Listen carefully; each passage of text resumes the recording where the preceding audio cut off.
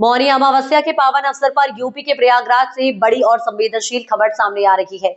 ज्योतिषीय पीठाधीश्वर शंकराचार्य स्वामी अभिमुक्तेश्वरानंद सरस्वती मौनी अमावस्या से लेकर अमावस्या के अगले दिन तक लगातार अनशन पर बैठे हुए हैं। उनका कहना है कि प्रशासन की ओर से संत समाज के साथ जो व्यवहार किया गया वह न केवल दुर्भाग्यपूर्ण है बल्कि धार्मिक भावनाओं को आहत करने वाला भी है।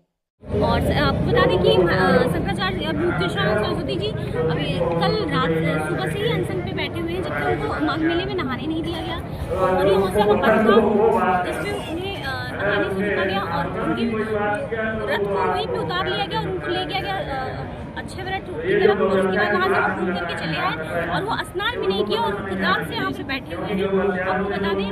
और अभी भी शंकराचार्य जी अनशन पर ही बैठे हुए हैं, उनकी मांगे पूरी नहीं होंगी। साधु संतों के साथ भी अभद्रता हुई और यहाँ पे साधु बाबू हैं, आइए हम उनसे जानेंगे कि क्या कुछ कहते हैं इसके बारे में।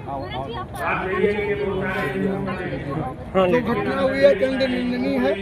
भगवान शंकराचार्य जी को रोका जाना सनातन धर्म का अपमान है और वो भारतवासियों का अपमान है, इसे सहा नहीं जा सकता। सरकार और प्रशासन जिसकी भी मंशा रही है बिल्कुल 100% ये गलत है।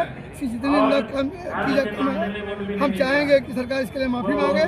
हमारा जी के ये नियम होना चाहिए कि शंकराचार्य हमारे धर्म के राजा, उनके अलावा कोई भी महामंडलेश्वर हो, कोई संत महात्मा हो, शंकराचार्य से ऊपर नहीं कि भगवान शंकराचार्य का अपमान सनातन धर्म का अपमान है, इसे स्वीकार नहीं किया जा सकता।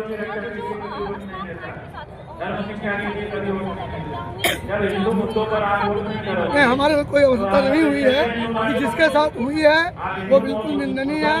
उन पुलिस अधिकारियों को बर्खास्त किया जाना चाहिए जिन्होंने चोटी घसीट कर संतों को मारा पीटा है। शंकराचार्य जी क्या करेंगे? वो तो भगवान शिव हैं, वो तो जो करते हैं उनको तो करना चाहिए, वो करेंगे। सनातन शक्ति है, वो करेंगे। तो सरकार को हम लोग उनके अनशन के समर्थन में हैं। जरूरत पड़ेगी करोड़ों भारतवासी उनके साथ खड़े होंगे। प्रशासन का आचरण बिल्कुल निंदनीय है, असहनीय है। उनको माफ़ी मांगनी चाहिए, क्षमा याचना करनी चाहिए। प्रदेश के मुख्यमंत्री और देश के प्रधानमंत्री को माफी मांगनी चाहिए। 14 अक्टूबर 2022 के आदेश की बात करते हैं। अब उन्हें जब उस आदेश को उन्होंने देखा है तो इसका मतलब ये है कि उन्होंने सुप्रीम कोर्ट की वेबसाइट से निकाला होगा या किसी ने उपलब्ध कराया होगा। तो उसके पहले 21/9 का आर्डर, 21/9 की तारीख 14/10 से पहले आती है और माननीय सुप्रीम कोर्ट के निर्णय को मैं पढ़ के सुना देता हूँ, वो ज्यादा अच्छा होगा। ये देखिए, उसमें इन्होंने एक एप्लीकेशन फाइल किया गया था स्वामी वासुदेवानंद सरस्वती जी की ओर से कि स्वामी स्वरूपानंद सरस्वती जी ब्रह्मलीन हो गए हैं और उनके वसीयत के आधार पर स्वामी अभिमुक्तेश्वरानंद सरस्वती जी शंकराचार्य बनना चाहते हैं, बन रहे हैं, इसलिए आप उनके शंकराचार्य बनने पर रोक लगा दीजिए। ये उसमें प्रेयर थी, उसका आईए नंबर 140466 और एक था 140471 ऑफ 2022। उसको सुनने के बाद माननीय न्यायाधीशों ने उसमें जो बेंच में थे उनका नाम बताते हैं आपको।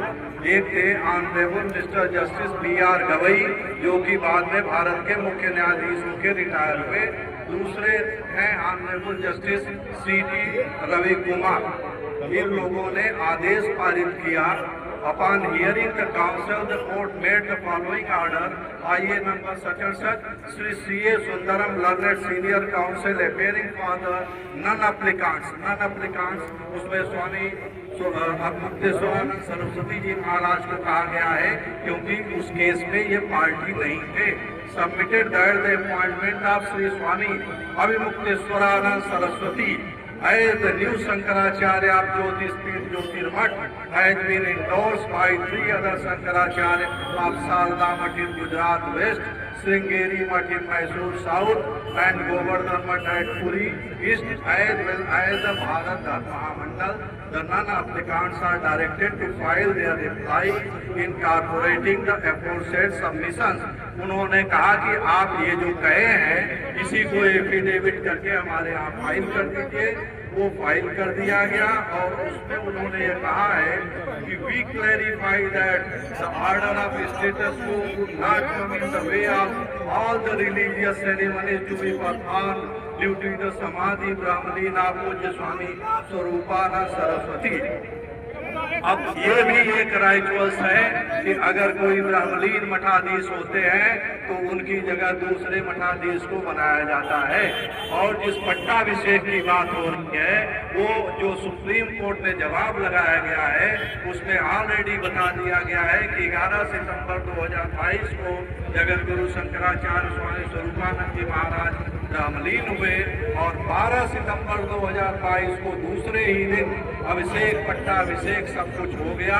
उसके बाद 26 सितंबर 2022 को श्रृंगेरी के जगत गुरु शंकराचार्य महासन्निधान भारती तीर्थ जी महाराज ने आमंत्रित करके अपने मठ में पट्टाभिषेक किया और द्वारका के शंकराचार्य महास्वामी सदानंद सरस्वती जी ने 12 से 14 अक्टूबर 2022 के बीच में बुला के अपने मठ में वहां पर उन्होंने पट्टाभिषेक किया और उस पट्टाभिषेक में श्रृंगेरी के जगत गुरु शंकराचार्य सन्निधान में भारती जी भी रहे, उन्होंने भाग लिया। आप लोगों को ये बता दें कि अगर अभिषेक होता है किसी एक पीठ पर तो व्यक्ति वो स्वामी होते हैं, एक पीठ के शंकराचार्य होने के योग्य होते हैं। लेकिन अगर उनको एक से अधिक पीठों में बुला के उनका अभिषेक कर दिया जाता है वो महास्वामी होते हैं और जरूरत पड़ने पर एक से अधिक मठों का कार्यभार संभाल सकते हैं, जैसे कि ब्राह्मणी जगत गुरु शंकराचार्य सरस्वती फुल नंबर 2 किया था काली मार द्वारका के शंकराचार्य अभिनव सच्चिदानंद तीर्थ जी ने और पुरी के शंकराचार्य निरंजन देव तीर्थ जी ने एक पीठ पर किया था और बाद में द्वारका पीठ पर शंकराचार्य श्रृंगेरी के जो है अभिनव विद्या तीर्थ जी ने किया था, इसलिए वो महास्वामी थे, दो मठों के शंकराचार्य थे। तो ऐसी स्थिति में सुप्रीम कोर्ट के 21 सितंबर के ऑर्डर में ही शंकराचार्य के रूप में लिखा गया। अब दूसरे ऑर्डर की पृष्ठभूमि बता देते हैं। जब उन्हें कोई आदेश नहीं प्राप्त हुआ तो उन्होंने 12 अक्टूबर को पुनः एक पिटीशन फाइल की और उनके वकीलों ने ही लगता है कि महामान्य जगत गुरु शंकराचार्य पुरी की ओर से भी एक नकली एफिडेविट बना लिया। उस नकली एफिडेविट में उन्होंने लिखा कि अखबारों में प्रकाशित करके द्वारका के शंकराचार्य जी ने कहा है मैंने कोई उत्तराधिकारी नहीं बनाया है, ये लोग हमारे उत्तराधिकारी नहीं है, स्वामी अवधूतेश्वरानंद जी अयोग्य हैं, मैं उन्हें शंकराचार्य नहीं मानता। ये उन्होंने ये समझ करके कि इसी पर पुरी के शंकराचार्य हस्ताक्षर कर देंगे, बिना उनके हस्ताक्षर के वासुदेवानंद जी ने अपने पिटीशन में लगा करके कोर्ट में कह दिया कि जो उन्होंने कहा है कि शंकराचार्य कहे हैं तो ये देखिए शंकराचार्य जी का एफिडेविट है वो तो सिरे से खारिज कर रहे हैं और बाकी दो शंकराचार्यों ने भी उन्हें नहीं माना है। ये सारा का सारा उन्होंने जो उस दिन बोला था गलत है। कोर्ट को सब ज्ञात था। कोर्ट ने एक आदेश पास कर दिया कि ठीक है आपके अनुसार कब होना है, उन्होंने कहा 17 अक्टूबर को। और ठीक है 17 अक्टूबर को अभिषेक पट्टाभिषेक या उसके बाद नहीं होगा। तो वो उन्होंने कहा अब पट्टाभिषेक तो 12 सितंबर को हो गया है, महापट्टाभिषेक 26 सितंबर को हो गया है, 12 अक्टूबर को हो गया है, तो फिर कौन सा पट्टाभिषेक बचा है।